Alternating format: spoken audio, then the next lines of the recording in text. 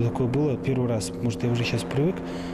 Там я, во-первых, не мог говорить. Мои голосовые связки в тон колоколу 42-тонному вибрировали. Я сам как-то весь с колоколом звучал. Это вот в Полоцке было. Пол как таковой еще не был сделан, перекрытие. Там была гидроизоляция, звукоизоляция, пенопласт там лежал. И вот помост Звонарский, он именно постепенно во время звона, значит, того, что там педали нажимаешь, двигаешься, под весом моим, он немножко провалился в пенопласт. И я стал своей головой находиться приблизительно на уровне большого колокола и средних колоколов. И я просто голова заболела.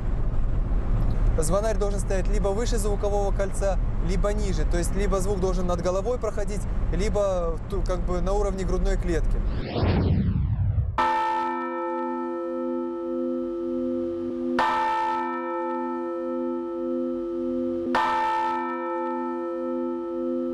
Минимум 2 раза в месяц я выезжаю в командировки вот, либо на обустройство колоколен, либо на консультации по обустройству, где идет строительство и, допустим, доходит до колокольни, либо до яруса звона.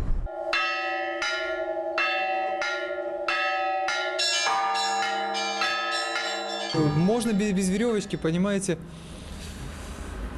Но для этого нужно уметь обвязываться колоколами. Ну, можно что-то навязать на локоть, можно что-то навязать на ногу, что-то можно навязать на туловище. Так, в принципе, испокон веков звонари и звонили. Поэтому и говорили, что с колокольный звон, если смотреть снизу на звонаря, кажется, что звонарь танцует.